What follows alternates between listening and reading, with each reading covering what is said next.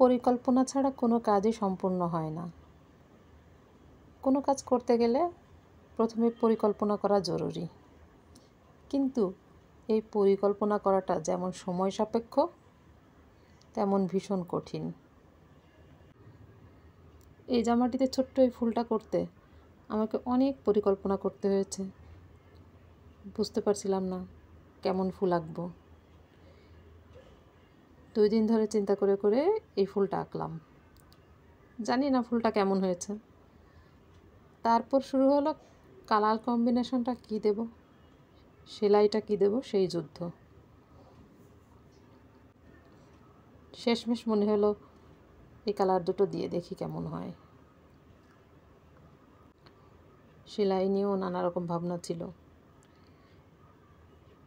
জামাটা একটা ছোট্ট বাচ্চার, আমি তাকে হেভি ওয়েটে কিছু পরাতে চাইনি, তাই সেলাইগুলো এমন রেখেছি যা সফট হবে অথচ সুন্দর হবে।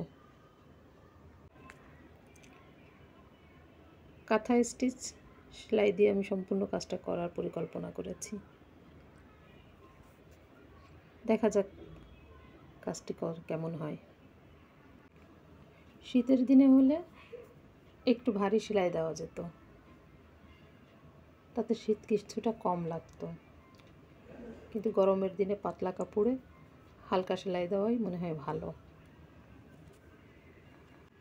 সি গ্রিন কালারটার পর মনে হলো অফ হোয়াইট কালার বা ঘিয়া কালারটা দিয়ে দেখি কেমন হয়। এখানে আমি 1 গুণ সুতা নিয়েছি। 1 গুণ সুতা নিয়ে অফ হোয়াইট না, ঠিক একটু ঘিয়া টাইপের একটা সুতা নিয়েছি। ভিডিওর থেকে সরাসরি দেখতে বেশি সুন্দর হয়েছে। কাজটা করার পরে যখন আমি ফ্রেম থেকে খুলে দেখলাম, তখন সত্যি খুব ভালো লাগছিল। আমি কাজটি যেমন চেয়েছিলাম একদম তেমনই হয়েছে। কিন্তু যেহেতু এটা অন্যের জন্য করা,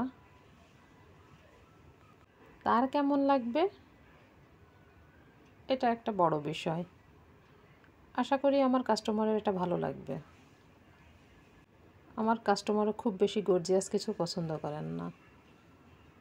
ওনাকে কাস্টমার বলা ঠিক হবে না, বড় আপা বলতে পারি। আপার প্রচুর কাজ করা হয় আমার। উনি একদমই অল্প কাজ পছন্দ করেন এবং হালকা কাজ পছন্দ করেন। আমি চেষ্টা করেছি হালকা এবং অল্প কাজ করার জন্য।